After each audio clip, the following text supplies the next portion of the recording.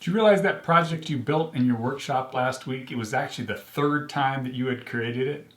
The first time is when you create it here in your head and you come up with the idea. The second time is when you create it on a piece of paper by drawing it out. The third time you created it is when you built it in your workshop. Today we're going to be looking at the second creation as we render a bench project.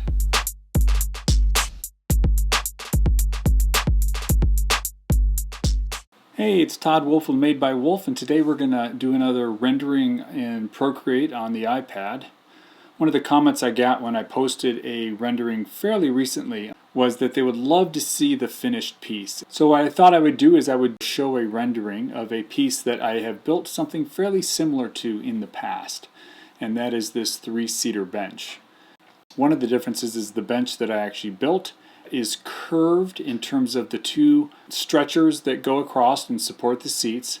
Those are curved in the piece that was made, and also the end pieces, the legs if you will, on each end of it, the black elements, those are actually curved also in the bench.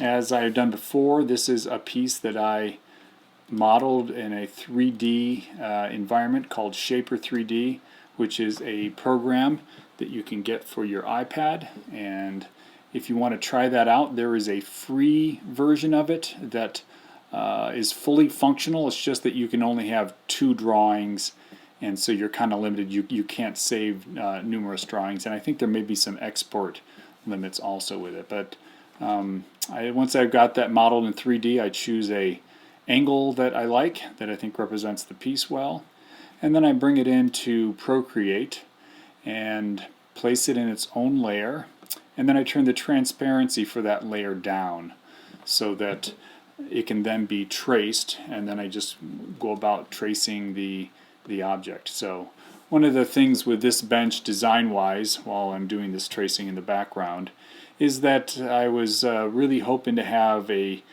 solid feel of it connecting to the ground, but then also these very different elements that lift off of it. And so the curved piece on the bottom of the seats, those are actually made out of thin layers of Baltic birch plywood. I think there were 5. I think that was a 5/8 inch element.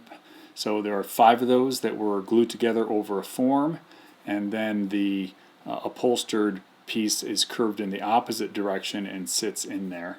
And the original piece, the 2 beams, as I said earlier, were curved elements. Those were made up out of 1/8 inch pieces of solid wood. These are cherry, and then those 2 were glued over a form. So you can see here that one of the things that we do after you've gotten all the drawing done, turn down or turn off the background layer that you traced over so you don't have to worry about it anymore.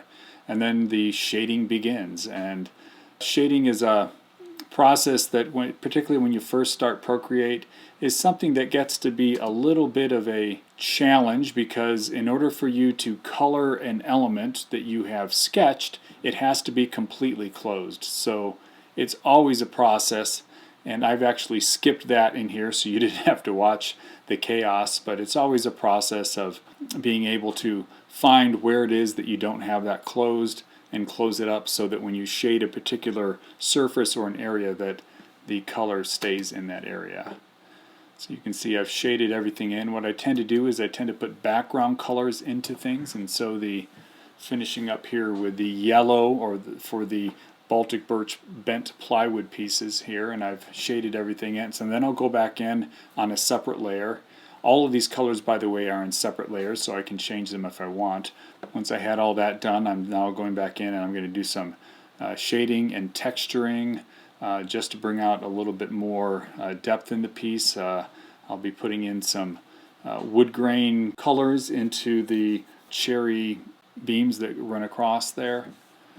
Almost always put some type of color in the background so it has a little bit more depth, and it feels like the piece that you're rendering has a place to belong in the world. And just putting a little bit of color onto the bottom to define the floor really helps with that quite a bit. This is a bench I made a number of years ago. I actually don't have the exact date that I made that, but I think it was probably about 10 years ago that I made this bench. You can see it's fairly close to the drawing that I did. There are those curved elements, and as I said before, as we zoom in here at the closest leg there, you can see the chip carved texturing that's in the black piece, and moving on to the other end, you can see the texture on that curved piece, the chip carving on there, the texturing on that, and is come to life. So thanks for watching. Again, this is Todd Wolf of Made by Wolf.